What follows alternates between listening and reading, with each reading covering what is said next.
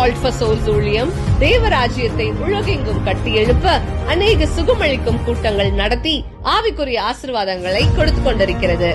Salt for Souls ஊழியம் India மற்றும் இலங்கையில் ஆதரவற்ற குழந்தைகள் இல்லங்களை ஆதரித்து அவர்களுக்கு தேவையான அனைத்து விதமான உதவிகளையும் வழங்கி வருகிறது.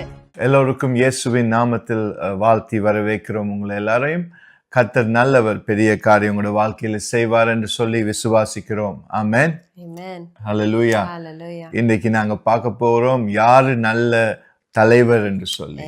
ஆமென். எல்லாருக்கும் தலைவர் ஆகிறதுக்கு ஆசை இல்லையா?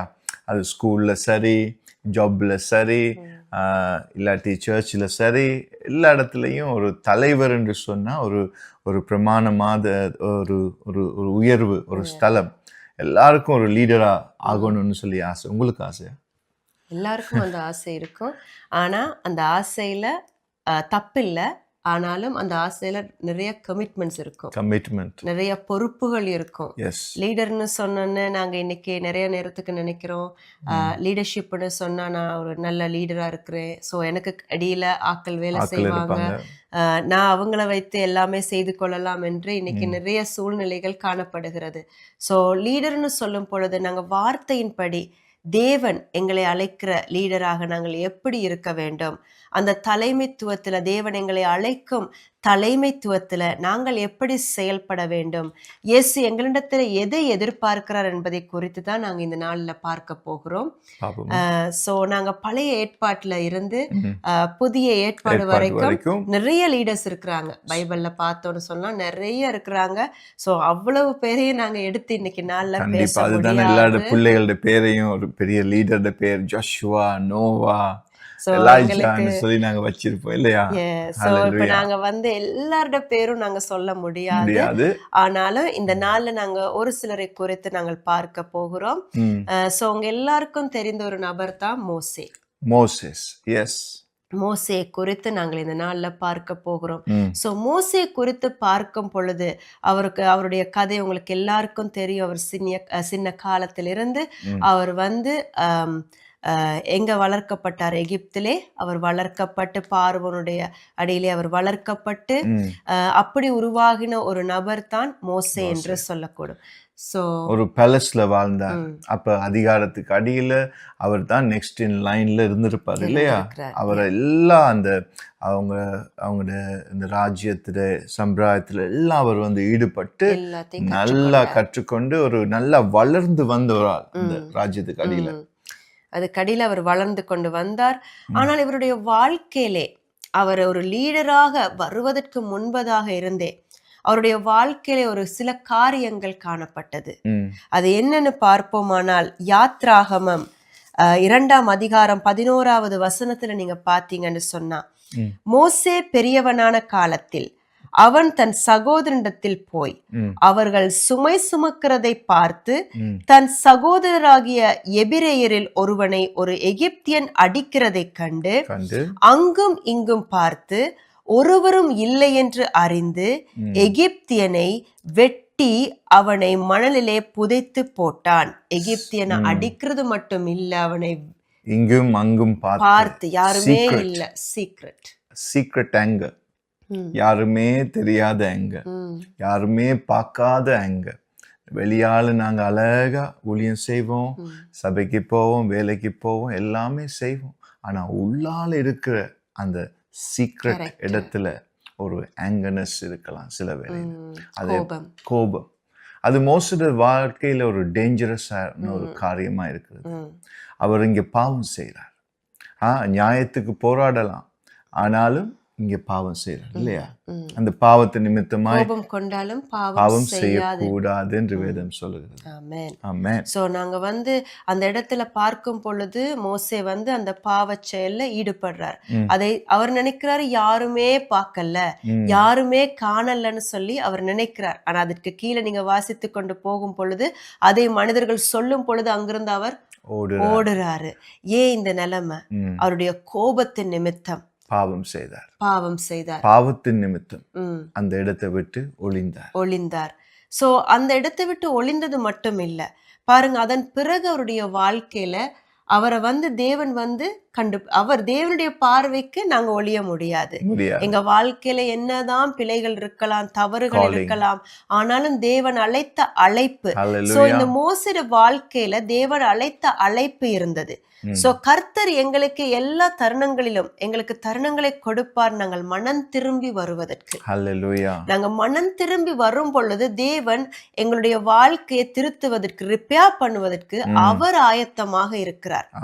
ஆனா இன்றைக்கு இந்த நிகழ்ச்சியை பார்த்து கொண்டிருக்கிற நீங்கள் நினைக்கலாம், என் வாழ்க்கையில ஆண்டவரே இப்படிப்பட்ட கோபங்கள் இருக்குது இல்லையா, என் வாழ்க்கையில சில நபர்களுக்கு கோபம் இல்ல, வேறொரு காரியம் இருக்கலாம். சோ என் வாழ்க்கையிலும் இப்படிப்பட்ட காரியங்கள் இருக்கு அல்லவா, சோ கர்த்தர் என்னை எடுத்து பயன்படுத்துவாரா, எனக்கும் இந்த தலைமத்துவத்துல நான் இருக்கிறேன், ஆனாலும் என்னிடத்துல இந்த மாதிரியான குணங்கள் இருக்குத்தானே. ஆனா தேவன் இந்த நாள்ல பேசுறது எங்களுக்குள்ள மனம் திரும்புதல் அவசியம். ஆமென். சில நேரத்துல பாவம் எங்கட வாழ்க்கையில இருக்கும் பொழுது, கோபம் எங்கட வாழ்க்கையில இருக்கும் பொழுது, பெருமை சில நேரத்துல இருக்கும் பொழுது, நாங்க ஊழியம் செய்யலாம், தேவன் பிள்ளையா இருக்கலாம், ஆனா எங்களுக்குள்ள ஒரு கில்ட்டி ஃபீலிங்ஸ் இருக்கும் இல்லையா. ஒரு கில்ட்டி ஃபீலிங் எப்பவுமே இருந்து, நான் தகுதியற்றவன். அது உங்களை முன்னால கொண்டு போக முடியாது. ஒரு லீடருக்கு நல்ல ஒரு கான்ஃபிடன்ஸ் தான் அவரோட வாழ்க்கையிலே அவரை முன்னுக்கு கொண்டு போற ஒரு போல்ட்னஸ். அவருக்கு தெரியும் அவரும் தேவனும் உறவுல ஒரு குறையும் இல்லை என்று சொல்லி. ஏன், அவரோட கேரக்டர் தேவனுக்கு முன்பாய் நல்ல கனி கொடுக்கிறது. ஆனா பாவமோ இல்லாட்டி ஒரு கில்ட்டினஸ் உள்ளால் இருக்குமோ, அந்த நேரத்துல அவங்களுக்கு முன்னால போக முடியாது. அதே மாதிரி தான் மோசஸும் நான் நினைக்கிறேன், அவரும் அந்த திக்குவாயா இருந்தாரு, வேலை செஞ்சுக்கிட்டு இருந்தாரு, அநேக வருடங்கள் ஒரு அடிமையா இருந்தாரு. ஆனா பாருங்க, ஒரு முச்சடி நடுவு எக்ஸ்பீரியன்ஸ், அந்த தேவன் கொடுக்கிற ஒரு எக்ஸ்பீரியன்ஸ், என்கவுண்டர் ஒன்று நடக்குது. எங்கள் வாழ்க்கையிலும் அப்படித்தான். நாங்க சபைக்கு போகலாம், சர்ச்சுக்கு போகலாம், ஊழியங்கள் செய்யலாம், ஆனா அந்த தெய்வீக என்கவுண்டருக்கு கொண்டு போய் சேர்க்கும் கர்த்தரோட காலிங் உங்களோட வாழ்க்கையில் இருக்கிறது. அந்த கிருபை உங்களை எப்பவுமே அது தேடி வரும். ஆமென். நீங்க மறைந்து இருக்க முடியாது. கர்த்தர் உங்களை அழைக்கிறார் இன்றைக்கு. ஆமென். சோ இவருடைய வாழ்க்கையில அந்த கோபம் என்று சொல்லுவது அந்த நேரத்துல மாத்திரம், அது ஒரு சம்பவமாக நடந்து அந்த சம்பவத்தோடு அது முடியல. சோ அது தொடர்ந்தது அவருடைய வாழ்க்கையில. அதை குறித்து நாங்கள் பார்க்கலாம். ஏனென்று சொன்னா அதன் பிறகாக அவருடைய வாழ்க்கையில நாங்கள் பார்க்க போனால் கீழ்ப்படியாத தன்மை, தேவ சத்தத்துக்கு கீழ்ப்படியல்ல. அவரை தேவன் ஒரு பெரிய ஒரு ஒர்க்கு கொடுத்தார், ஒரு பெரிய ஒரு வேலையை அவரை நம்பி தேவன் கொடுத்திருந்தார். எகிப்திலிருந்து இஸ்ரவேல் ஜனங்களை எடுத்து அவர்களுக்காக பேசி அவர்களை தேவன் கொடுத்த வாக்குத்தத்தம் பண்ணப்பட்ட தேசத்துக்கு கொண்டு போகும்படிக்கு யாரை தேர்ந்தெடுத்தார்? இந்த மோசேயை தான் தேர்ந்தெடுத்தார். இந்த திக்குவாயா இருந்த மோசேயை தான் தேவன் தேர்ந்தெடுத்தார். சோ இன்றைக்கு அவர் ஒரு நல்ல லீடரா வைத்து தேவன் பயன்படுத்த விரும்புகிறார். சோ அந்த ஜனங்களை அவர் நடத்தும்படியாக கர்த்தர் ஒரு நல்ல லீடராக இவரை பயன்படுத்த விரும்பினார். ஆனாலும் இந்த இடத்துல அவர் தேவ சத்தத்துக்கு ஒரு இடத்துல அவர் செவி கொடுக்கவில்லை. அவர் அதை பார்க்க போனால் என்னாகமம் 20ஆம் அதிகாரத்துல 7ஆம் வசனத்திலிருந்து பார்த்தால், கர்த்தர் மோசேயை நோக்கி, நீ கோலை எடுத்துக்கொண்டு நீயும் உன் சகோதரனாகிய ஆரோனும் சபையாரை கூடி வரச் செய்து அவர்கள் கண்களுக்கு முன்னே கண்மலையை பார்த்து பேசுங்கள். கண்மலையை பார்த்து பேசுங்கள்னு சொல்றார். ஆனா அவரோட ஒரு கோலையும் அவர் எடுத்துக்கொண்டு போறார். அது என்னத்தை குறிக்கிறது? கோல் அதிகாரத்தை குறிக்கிறது. தேவன் மோசேக்கு கொடுத்த அந்த கோல், அந்த அதிகாரம். சோ இந்த நேரத்துல நீங்க பாத்தீங்கன்னு சொன்னா அவர் என்ன செய்யறாருன்னு சொன்னா, அவர் அந்த அதிகாரத்தை பயன்படுத்தி தேவன் சொன்ன காரியத்தை அவர் செய்யாமல் அவருடைய ஃப்ரஸ்ட்ரேஷன்னால, அவருடைய ஆங்கர் இஷ்யூனால, அந்த கோபத்தினால அவர் அடிக்கிறார் அந்த கல்லை. பொறுமை இல்லாமல் 2 தடவை பொறுமை இல்லாம அந்த கல்லை அடிக்கிறார். தேவன் என்ன சொன்னார்? பேசு என்று சொன்னார். சோ சுலபமான ஒரு காரியம். பேசுறது சுலபமா அல்லது அடிக்கிறது சுலபமா? ஏன் ஒரு மனுஷனால பேச முடியல?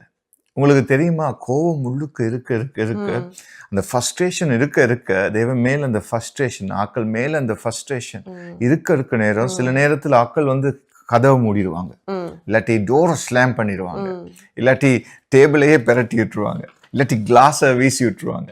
அது என்ன ஆக்ஷன் குறிக்குதுன்னு சொன்னா, அது எங்களோட கோபம் வெளிப்படுது. அன்பானவர்களே, தேவன் சொன்ன காரியம் பேசு.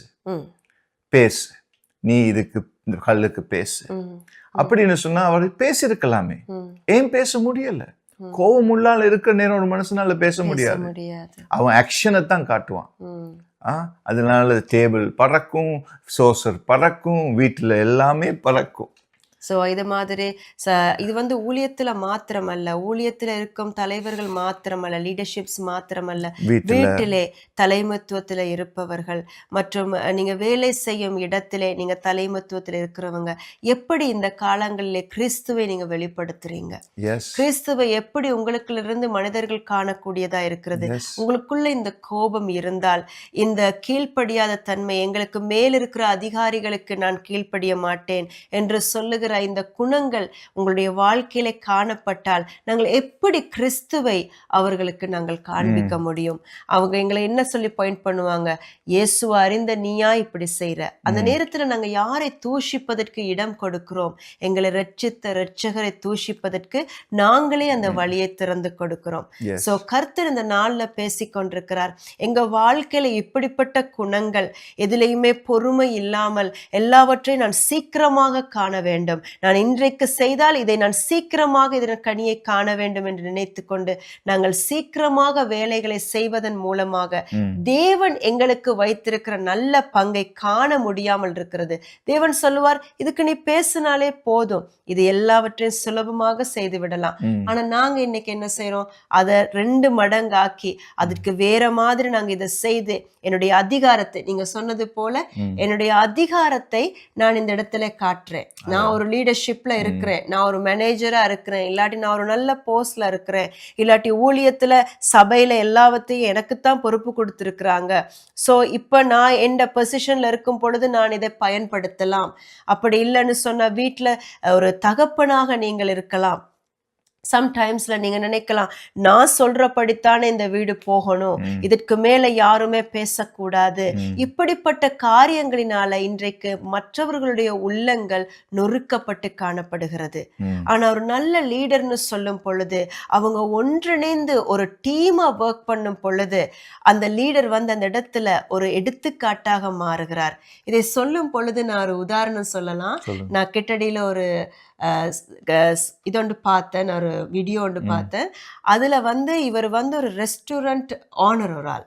அந்த ரெஸ்டாரண்ட் ஆனர் வந்து ஆனர் கிட்ட அவர் வந்து வேலையில இருக்கும் பொழுது இந்த மேனேஜர் அந்த கேர்ள் வந்து கேக்குறா, இன்னைக்கு எனக்கு வந்து இப்படி சாப்பாடு சாப்பிடணும்னு ஆசையா இருக்கு பாஸ், எனக்கு அது மாதிரி நீங்க சமைச்சு தரையிலுமா?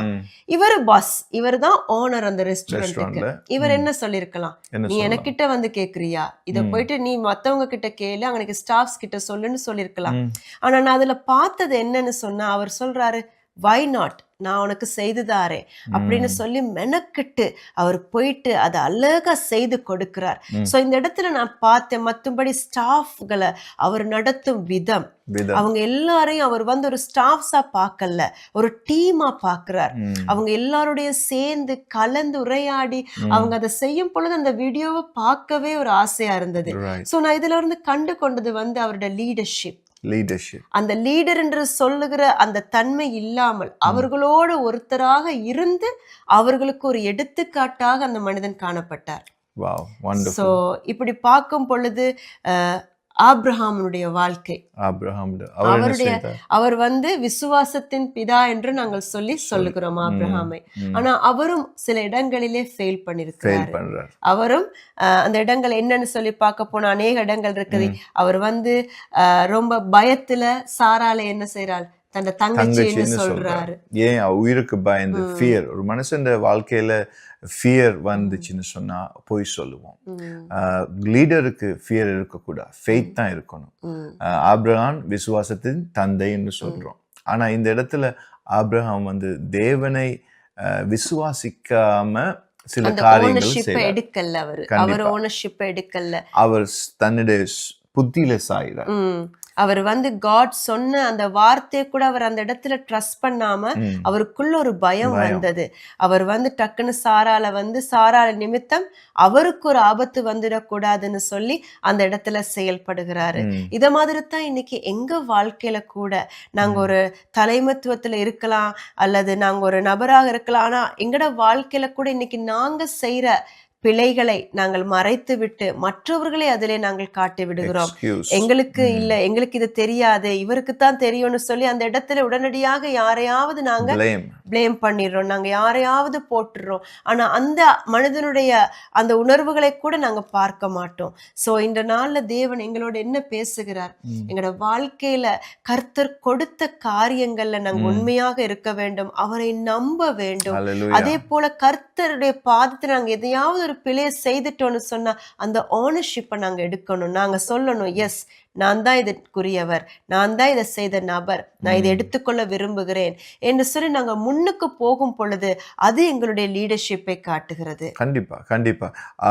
ஆதியாகமத்தில் நாங்க பார்த்தோம்னா ஆதாம் வந்து பாவம் செஞ்ச நேரத்துல தேவன் கேட்க, ஏன் நீ சாப்பிட்டான்னு. அப்ப அவர் என்ன செய்யறார்? அவர் வந்து உமனை மனுஷிய வந்து காட்டி கொடுக்குறார், பிளேம் பண்றார், இவதான் எனக்கு தந்தான்னு சொல்லி. இந்த பிளேம் கேம் தான் எல்லாரும் செய்யறாங்க. அதே மாதிரி அவருடைய மகன் கெயின், அவர் என்ன செய்யறார்? ஆண்டவர் சொன்னார் வந்து, ஏன் நீ நல்ல பங்கை நீ கொடுத்தாட்டி உனக்கு நான் ஏற்றுக்கொள்ள மாட்டேனான்னு கேட்டார். நீ நல்லதை செஞ்சா நான் ஏற்றுக்கொள்ள மாட்டேனா? Sin is crouching at your door, master it warning எல்லாம் கொடுக்குறாருனா. ஆனா அவன் உள்ளமோ கடினமா இருந்தது, கோபமா இருந்தது. அதனால அவர் கீழ்ப்படியலை. இதுதான் அந்த சாபம், அந்த ஒன்று விட்டு ஒன்று மாறுது இல்லையா? ஸோ எங்களோட வாழ்க்கையிலையும் கூட நாங்கள் தேவ சத்தத்துக்கு கீழ்ப்படிந்து ஆண்டவர் சொன்னதை மட்டும் நாங்கள் செய்யணும். ஆனால் அப்படி எங்களால் முடியலையா, ஜெபம் பண்ணணும். அவரோட பாதம் அமர்ந்து, ஆண்டவரே நீர் எனக்கு போதும், என்னோடு பேசுங்க ராஜா, என் உள்ளத்தை மாற்றுங்க, கடினமான உள்ளத்தை எடுத்து சதையான உள்ளம் தாங்கன்னு சொல்லி ஆண்டவர்கிட்ட நீங்கள் கேட்குறதுல தப்பே இல்லை. அது வீக்னஸ் இல்லை. சில நேரம் நாங்க மற்ற மனிதர்களுக்கு கூட நாங்க விட்டு கொடுக்க மாட்டோம் இல்லையா? நான் செய்வேன்னு சொல்லி அந்த அந்த கோபம் விட்டு கொடுக்காது கீழ். ஆனா ஆண்டவர்கிட்ட நாங்க கேட்கணும், இந்த கல்லான இருதயத்தை எடுத்து சதையான இருதயங்களுக்கு தாங்கன்னு சொல்லி. ஸோ இந்த பழைய ஏற்பாட்டில இருந்து பார்த்தீங்கன்னா புதிய ஏற்பாடு வரைக்கும் அநேக லீடர்ஸ் எல்லாருமே வாழ்க்கையிலையும் ஒரு வீழ்ச்சி இருந்தது. பேதுருனுடைய வாழ்க்கையில ஒரு வீழ்ச்சி இருந்தது. அவர் ஒரு நல்ல லீடரா இருந்தாரு, ஆனா அவரோட வாழ்க்கையிலையும் ஒரு வீழ்ச்சி இருந்தது. இயேசுவை அவர் மறுதலித்தார், ஆனாலும் மறுதலித்த இடத்திலேயே அவர் அமர்ந்திருக்கல. அங்கிருந்து மனம் திரும்பி வரும் பொழுது தேவன் என்ன செய்தார்? அவரை வைத்து அநேகரை ரட்சிக்கும்படியாக தேவன் பயன்படுத்தினார். ஒரு நல்ல லீடராக அவர் எழும்பி வந்தார். சோ இந்த எல்லா லீடர்ஸ்ட வாழ்க்கையிலையும் பார்க்க போனோம்னு சொன்னா ஏதாகிலும் ஒரு குறையை நாங்கள் பார்க்கலாம். ஆனால் ஒரு குறையும் இல்லாத, ஒரு கரையும் இல்லாத ஒருவர் இருக்கிறார். அவர்தான் இவங்க எல்லாருக்கும் பக்கம் பெரிதான லீடர். அந்த லீடர் வந்து ஒரு கரையும் அவருடைய வாழ்க்கையில இல்ல, அவருடைய வாழ்க்கையில ஒரு வீழ்ச்சியும் இல்ல. சோ அவருடைய வாழ்க்கை எங்க வாழ்க்கைக்கு ஒரு எடுத்துக்காட்டு. ஆமென். அவருடைய பிறப்பே அப்படித்தானே. அவர் ஐஸ்வர்யவான், உலகத்தை படைத்தவர் அவர், வார்த்தையானவர் அவர், ஆண்டவர் அவர். ஆனா அவருடைய பிறப்பை பாருங்க, ஒரு மாட்டு தொட்டில்ல இயேசு பிறக்கிறார். He left everything and became humble for us. எங்களுக்காக அவர் வந்து போராடினார். Richest person became the poorest person. இந்த உலகத்து அவர்கிட்ட தான், ஆனா அவருக்கு இடம் இல்லையா, அவர் பிறக்கிறதுக்கு கூட இடம் இல்லையா. அப்படியாய் பிறக்கிறார் இயேசு. அவர் ஃபேமை தேடி ஓடல, நான் தான் லீடர்னு சொல்லல. அநேகர் அவரை வந்து கிங் ஆக்கணும், அநேகர் அவரை ராஜா ஆக்கணும்னு சொல்லி துடிக்கிறாங்க. ஈவன் அவரை வந்து நல்ல போதகரேன்னு சொல்லி சொல்லும் பொழுது, ஏன் நல்ல போதகரேன்னு சொல்றேன்னு சொல்லி கேட்டாரு. சோ இன்னைக்கு அநேகர் நாங்க வந்து எங்களுக்குரிய பதவிகளைத்தான் நாங்க பார்த்து கொண்டு போகிறோம், எங்களுக்கு என்ன பட்டம் கொடுத்திருக்கிறாங்க அதை நோக்கித்தான் பார்த்து கொண்டு போகிறோம். சோ எங்களோட வாழ்க்கையில இந்த மனத்தாழ்மை இல்லாதது நிமித்தம் தேவன் வைத்திருக்கும் பெரிதான காரியங்களை எங்களுக்கு பார்க்க முடியாமல் போகிறது. சோ இயேசு வந்து என்ன செய்தார்? சீஷர்களுடைய பாதங்களை கூட அவர் கழுவினார். அவர் வந்தது ஒரு நாளும் மற்றவர்களிடத்திலிருந்து உபசரிப்பை வாங்குவதற்கல்ல, அவர் மற்றவர்களுக்கு செய்தார். அல்லேலூயா. இன்னைக்கும் இப்படித்தான். நாங்க நல்ல லீடர்ஸா இருக்கணும்னா சபைகள்ல நாங்க மனுஷங்களை நேசிக்கணும், மனுஷங்களை நாங்க சேவிக்கணும் இல்லையா, அவங்களோட தேவைகளை சந்திக்கிற ஊழியம் செய்யணும். மனுஷன் எங்களுக்கு இல்ல ஊழியம் செய்யணும், நாங்க கர்த்தர் இயேசுவுக்கு செய்யணும். இயேசுவை நேசிக்கிறவன் மனுஷனையும் நேசிப்பான். Loving God is loving people. அல்லேலூயா. அந்த உத்தம உள்ளத்தோட நாங்க மனுஷங்களை நேசிக்க வேண்டும். அவங்களுக்கு ஊழியம் செய்யறதுக்கு தான் கர்த்தர் எங்களை அழைச்சிருக்கிறார். கிறிஸ்தவங்களை உருவாக்குறார். நல்ல கனி கொடுக்கணும் என்று சொல்லி கர்த்தர் பேசுகிறார். தாழ்மை உள்ளத்தோடு இருக்கணும் இல்லையா. பணம் இது தேவை, எல்லாரும் என்னைய வந்து சேமிங்க, எங்களுக்கு தாங்கன்னு சொல்லி போதகர்மாரோ சபையில் இருக்கிற லீடர்ஸ்மாரோ அப்படி நாங்க இருக்கக்கூடாது. கிறிஸ்து இயேசுவை போல நாங்க மாறணும். அல்லேலூயா. ஆமென். சோ நீங்க வந்து ஊழியத்திலே மாத்திரமல்ல, உங்கள் குடும்பங்களிலே, நீங்கள் வேலை செய்யும் இடத்திலே மற்றும் நீங்க எந்த இடத்துல இருந்தாலும் நீங்க தேவனுடைய ஒரு பிள்ளை என்பதை நீங்க மறந்து விடக்கூடாது. அந்த இடத்துல நீங்க லீடர் என்று சொல்றதை மறந்து விட்டாலும் தேவனுடைய பிள்ளை என்று சொல்லுவதை நீங்க மறக்க கூடாது. ஏன்னா லீடர்ஷிப் சொல்றது வந்து நாங்க ஒரு போஸ்டர் அடித்து கொண்டு போவது இல்லை. லீடர்ஷிப் சொல்லுவது நீங்க எப்படி செயல்படுறீங்க, இன்னொருத்தருக்காக நீங்க எப்படி அர்ப்பணிக்கிறீங்க, நீங்க எப்படி செயல்படுறீங்க, அதுதான் உங்களை லீடர் ஆக்குமே தவிர மற்றவர்கள் உங்களுக்கு கொடுக்கும் பட்டமோ பதவியோ உங்களை அந்த தலைமைத்துவத்தில் அமர பண்ணாது. இயேசுவை வந்து தலைவராக எல்லாரும் பார்த்தது எப்படி, அவர் ஒரு நல்ல லீடரா பார்த்தாங்க. எப்படி அவர் தன்னை நான் தான் நல்ல லீடர், நான் தான் இவர் சொல்லி அவர் சொல்லிக் சொல்லல. ஐ ஆம் தி கிரேட்டஸ்ட்னு சொல்லல, அவர் ஐ ஆம் தி பெஸ்ட்னு சொல்லல. அவருடைய நட, அவருடைய பேச்சு, ரெண்டு விஷயம். அவருடைய நட, அவருடைய பேச்சு, இது ப்ரூவ் பண்ணிச்சு உலகத்துக்கு இவர் தான் லீடர்னு. அவர் போஸ்டர் அடிக்கல, அவர் தான் ப்ராஃபட்னு சொல்லல, அவர் தான் பெரிய ஆளுன்னு சொல்லல இல்லையா. அவருடைய நட, சிம்பிள் நட, அற்புதம் செய்கிறார். அனாயிட்டிங், அவர் பேசினாலே மனுஷங்க வந்து வாவ், இது தேவனை தான் பேசுகிறார் சொல்லி. அவர் டீச்சராக இருந்தார் நல்ல இல்லையா. அந்த பேரபிள்ஸில் பேசுகிற நேரத்தில் மனுஷங்களுக்கு நல்லொரு மெய்ப்பராய், நல்லொரு டீச்சராய், ஒரு லீடராய் காண்பிக்கிறவராய் இருந்தார். அவரே செய்து காண்பிச்சார். அந்த டிசைபிள்ஸ் ஃபீட்டை கழுவுறதை பற்றி சொன்னீங்க. அவரே பீட்டர் சொன்னார், என்னை கழுவாதீங்க நீங்கள். ஆனால் அவர் என்ன சொன்னார், நான் கழுவாவிட்டால் என்னில் உனக்கு பங்கு இல்லைன்னு சொல்லி. ஸோ நல்ல லீடராக நாங்கள் எங்களை பின்தொடர்றவங்களை, எங்களோட வேலை செய்கிறவங்கள, நாங்கள் அசோசியேட் பண்ணுறவங்கள இயேசு எங்களோட வாழ்க்கையில் அவங்க பார்க்குற மாதிரி நாங்கள் நடிக்க தேவையில்லை, நாங்கள் ஜெபிக்க வேணும். நாங்கள் ஜெபிச்சு கர்த்தருடைய வசனத்தில் வளர்ற நேரத்தில் எங்களுக்குள்ள கிறிஸ்து இயேசு உருவாகுவார். ஆமென். மற்றவங்க பார்க்கும் பொழுது அவங்க கிறிஸ்து இயேசுவை எங்களுக்குள்ள இருந்து பார்ப்பாங்க. அதுதான் தேவனுக்கு மகிமை கொடுக்கும். எங்களுடைய செயல்கள், எங்களுடைய பேச்சுகள் மற்றவர்களுடைய காயங்களை கட்டுகிறதா இருக்க வேண்டும். மற்றவர்களுடைய கவலைகளை அறிந்து புரிந்து நடக்கிறவர்களா இருக்க வேண்டும். சோ நான் இப்படித்தான் இருப்பேன், நீங்க எனக்கு அடியில தான் இருக்கிறீங்கன்னு சொல்றதை பார்க்கலாம் நாங்கள் இறங்கி போய் அந்த நபருடைய தேவையை நாங்கள் பார்க்கும் பொழுது, அந்த நபரோடு நாங்கள் கதைக்கும் பொழுது, இயேசுவை அவர்களோடு சொல்லும் பொழுது, அந்த தேவ அன்பை அவர்களுக்கு காட்டும் பொழுது, அந்த மனுஷன் தான் உயர்ந்த இடத்திலே வைக்கப்படுவான்.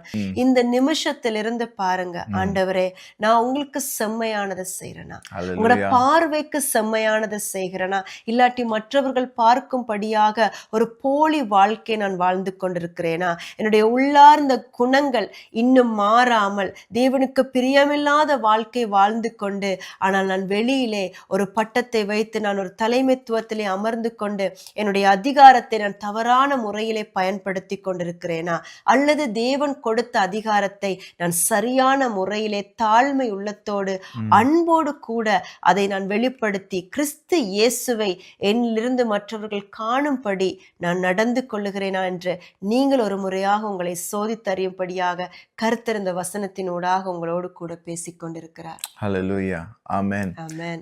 ஜீசஸ் சொன்னார், ஒரு வீட்டுக்கு நீங்கள் போகிற நேரத்தில் வந்து ஒரு பந்தி ஒன்று இருந்ததுன்னு சொன்னார். போயிட்டு நாங்கள் அந்த அந்த என்ன சொல்றது ஃப்ரண்ட்லேயே ஒரு பெரிய சீட்டை நாங்கள் எடுக்கக்கூடாது.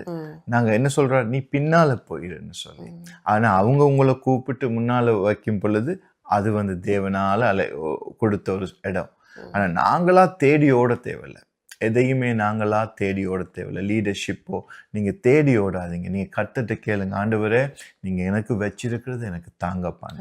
அந்த காலிங் உங்களுக்கு இருந்துச்சுன்னு சொன்னால் கர்த்தர் உங்களை கொண்டு போய் அதில் சேர்ப்பார். ஆமென். உயர்த்துவார். ஏன்னு சொன்னால் நீங்கள் உங்களோட உயர்வு வந்து என்னதுக்கு தெரியுமா, அது உங்களுக்கு பெருமைகளையும் உங்களுக்கு அவார்ட்ஸ்களையும் கொடுக்கறதுக்கு இல்லை, உங்க மூலியமா நல்ல லீடர் மூலமா மற்றவங்களை உருவாக்குறதும் மற்றவங்களுக்கு ஆசீர்வதிக்கிறதுக்கும் இதுக்குத்தான் கர்த்தர் உங்களை அழைச்சிருக்கிறார், லீடர்ஷிப்புக்கு. It's like father's heart.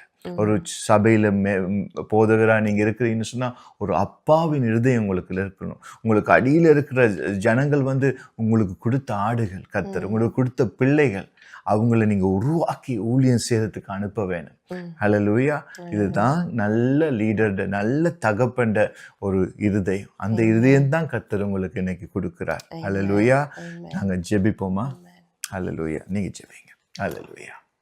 தகப்பனே, இந்த நேரத்திலே ஆண்டவரே, இந்த நிகழ்ச்சியை பார்த்து கொண்டிருக்கிற ஒவ்வொரு பிள்ளைகளுக்காகவும் உம்மை நன்றியோடு துதிக்கிறோம் சுவாமி. ஆண்டவரே, ஒரு நல்ல தலைவன் எப்படி இருக்க வேண்டும், நீங்க கொடுத்த அதிகாரத்திலே எப்படி இருக்க வேண்டும் என்பதை குறித்து ஆவியானவர் நீங்க எங்களோடு கூட பேசுனீங்கப்பா. இந்த நாள்ல இந்த நிகழ்ச்சியை பார்த்து கொண்டு உம்முடைய பாதத்திலே மனம் திரும்பும் ஒவ்வொரு பிள்ளைகளையும் நீர் தொடுவீராக சுவாமி. அவர்களுடைய வாழ்க்கையில இருக்கிற கர்த்தாவே, அந்த தகப்பனை தவிர்க்க முடியாமல் கர்த்தாவை எப்படி இந்த குணத்தை நான் மாற்றுவேன் என்று சொல்லி அப்பா உம்முடைய சன்னிதானத்தில் நிற்கும் ஒவ்வொரு பிள்ளைகளுடைய வாழ்க்கையும் நீர் தொட்டு ஆண்டவரே, அவர்கள் மனம் திரும்பும் பொழுது ஒரு அற்புதம் அவர்களுடைய வாழ்க்கையில செய்வீராக. ஒரு நல்ல தலைவராக, நல்ல ஒரு தகப்பன் லீடராக நீர் உருவாக்குவீராக சுவாமி. அப்பா, நீர் இந்த பிள்ளைகளை தொட்டு அவர்களுடைய வாழ்க்கையில ஊழியங்களிலே தகப்பனே மற்றவர்கள் கர்த்தாவே கிறிஸ்து இயேசுவை காணும்படியான ஒரு தகப்பன், ஒரு லீடர்ஷிப்ல இருக்கும்படி, ஒரு ஊழியக்காரனாய் இருக்கும்படி தேவன் உதவி செய்வீராக. குடும்பத்திலே குடும்ப தலைவனாக தகப்பனே, குடும்ப தலைவியாக சுவாமி அவர்கள் கர்த்தாவே கிறிஸ்து இயேசுவின் அன்பை வெளிப்படுத்தும் தகப்பனே, அந்த தலைமைத்துவத்திலே இருக்க தேவன் இவர்களுக்கு கிருபை கொடுக்கும்படி செபிக்கிறேன் ஆண்டவரே. வேலை செய்யும் இடத்திலே ஆண்டவரே, இவர்கள் கர்த்தாவே அந்த வேலை ஆட்களுக்கு முன்பதாக தகப்பனே தன் அதிகாரத்தை தவறான முறையிலே பயன்படுத்தாமல் தேவ அன்பை காட்டி கர்த்தாவே, ஒரு கர்த்தாவே அவர்களுக்கு ஒரு எடுத்துக்காட்டாக இருக்க இயேசுவே நீர் அவர்களுக்கு உதவி செய்யும்படி ஜெபிக்கிறேன் ஆண்டவரே. எங்கள் குணங்களை எல்லாம் மாற்றி கர்த்தர் இயேசுவின் வருகைக்கு ஒவ்வொரு பிள்ளைகளையும் ஆயத்தப்படுத்துகிறதுக்காக ஸ்தோத்திரம் ஆண்டவரே. பரிசுத்தத்தை கர்த்தாவே ஒவ்வொரு பிள்ளைகளுடைய வாழ்க்கையிலும் நீர் கட்டளை இடுகிறதுக்காக ஸ்தோத்திரம். யார் யாரெல்லாம் உம்மிடத்திலே தாகமாய் நின்று இன்றைக்கு என்னை மாற்றும் ஆண்டவரே, யார் யாரெல்லாம் தன்னை தாழ்த்துகிறார்களோ அவர்கள் உயர்த்தப்படுவார்கள் சுவாமி. அப்பா, இந்த நாளிலும் ஆண்டவரே இந்த பிள்ளைகளுடைய வாழ்க்கையிலே பெரிதான காரியங்களை நீர் செய்வீராக. இயேசுவின் நாமத்தினாலே ஒவ்வொருவரையும் உம்முடைய கரத்திலே அர்ப்பணிக்கிறோம் நல்ல பிதாவே. Thank you Jesus. Hallelujah. Thank you and God bless you until we see you again. இருக்கும் என்று நாங்கள் விசுவாசிக்கிறோம். மேலும் உங்கள் ஜெப தேவைகளுக்காக எங்களை info@salt4souls.com.au என்ற மின்னஞ்சல் மூலமாகவும் www.salt4souls.com.au என்ற இணையதளத்தின் மூலமாகவும் எங்களை தொடர்பு கொள்ளுங்கள். நாங்கள் உங்களுக்காக மிகுந்த பாரத்தோடு இடைவிடாமல் ஜெபிக்கவும் உங்கள் நம்பிக்கைக்கு துணையாக நிற்கவும் விரும்புகிறோம். நீங்கள் பூமியின் உப்பாக இருக்கிறீர்கள். மத்தேயு 5:13. இயேசு நாமத்தில் தேவன் உங்களை ஆசீர்வதிப்பாராக.